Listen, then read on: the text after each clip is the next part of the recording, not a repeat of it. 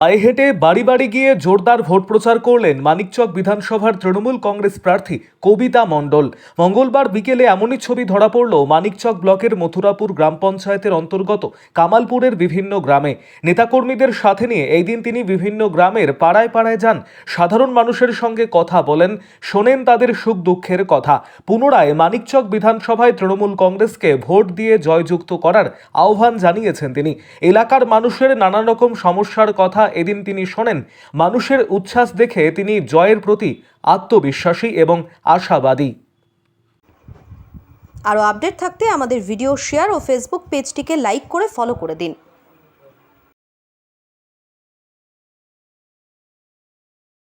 গ্রামে এসে পৌঁছেছেন, আপনারা সকলে দুহাত তুলে আশীর্বাদ করবেন এবং আগামী 23 এপ্রিল জোড়া ফুলে ভোট দিয়ে বিপুল ভোটে জয়যুক্ত করাবেন।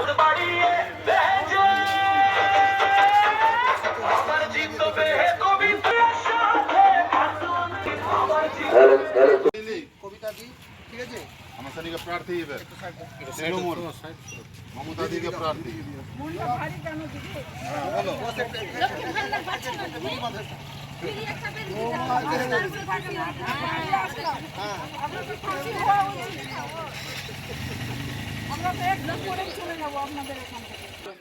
আপনাদের লক্ষ্মী ভান্ডার আছে, রূপশ্রী আছে, কন্যাশ্রী আছে, যুবসাথী আছে, সব কিছু তো আপনাদের আমাদের দিদি করছে।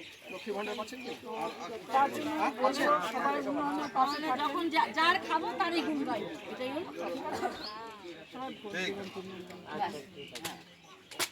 আর ওইদিকে আদাইটা দেখ, আইটা আইটা হলো মমতা का पार्टी, ठीक है। अगले वोट दिया दाओ के पार्टी होले का।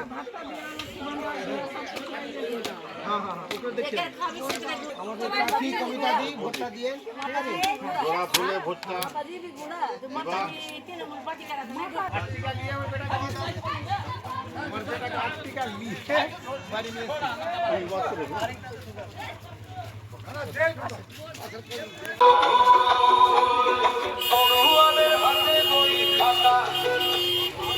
আপনাদের বাড়ির সামনে এসে উপস্থিত হয়েছেন, তাকে দুহাত তুলে আশীর্বাদ দোয়া পড়ে ভোট দিন।